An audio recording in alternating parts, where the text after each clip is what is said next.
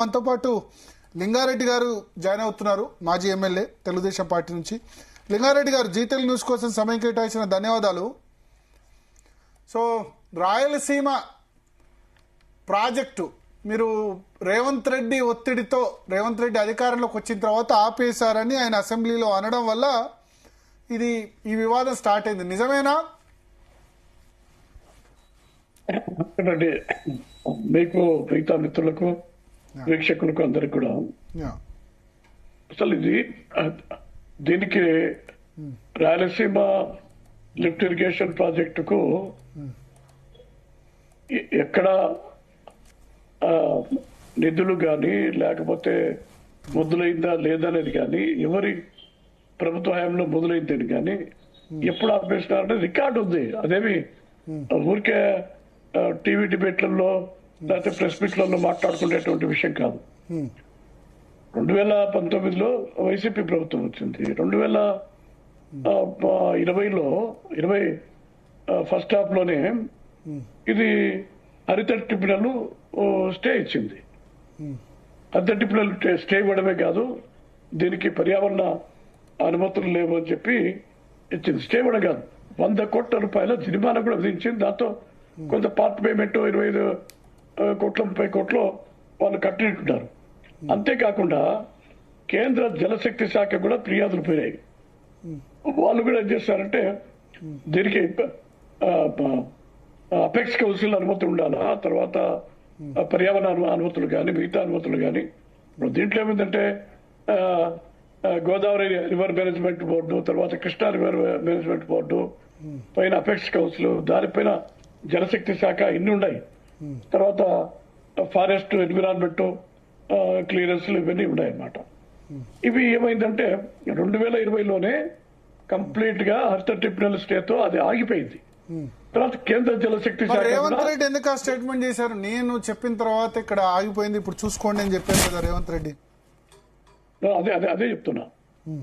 ఆయన రేవంత్ రెడ్డి గారికి వాళ్ళ దానికి సంబంధించినటువంటి అధికారులు సమాచారం సరిగా ఇచ్చినట్లేదు.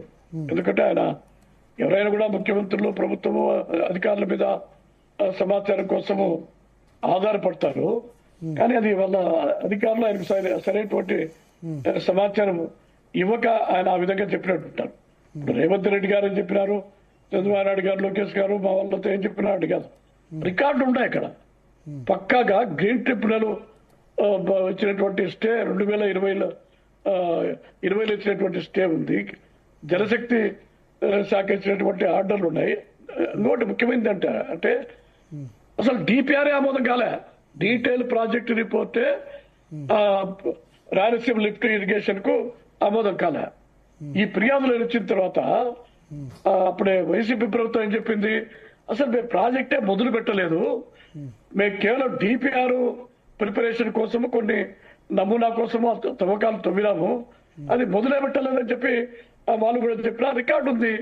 ఇప్పుడు రేవంత్ రెడ్డి గారు చెప్పిన అంటే ఇప్పుడు ట్రంప్ వచ్చేసి నేను ఇండియా పాకిస్తాన్ యుద్ధం ఆపినా అని చెప్పేది అదంటే ఆయన ప్రచారం కోసం వైసీపీ అంటుంది కదా. తెలుగుదేశం రేవంత్ రెడ్డి గారికి ఏమైందంటే అధికారులు ఆయనకు ఆయన మాట్లాడారు.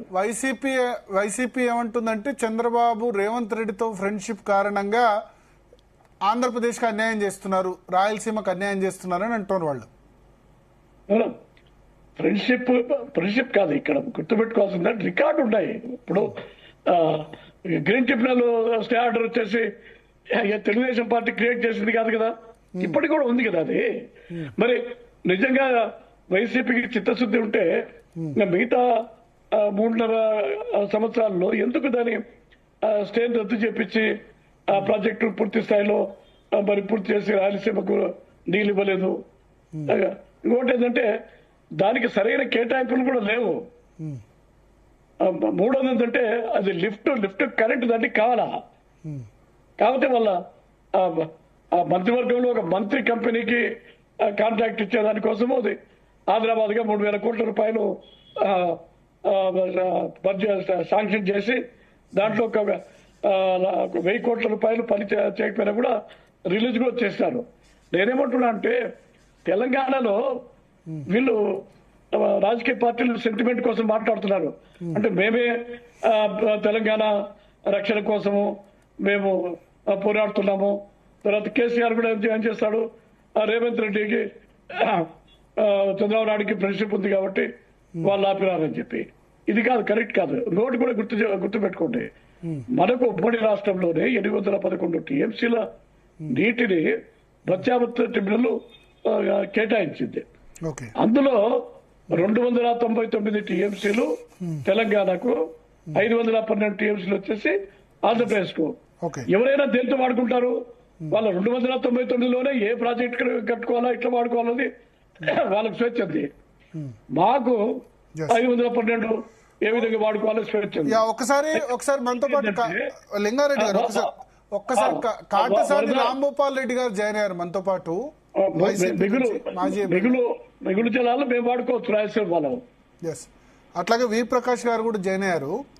కాటసాని గారు, ఇప్పుడు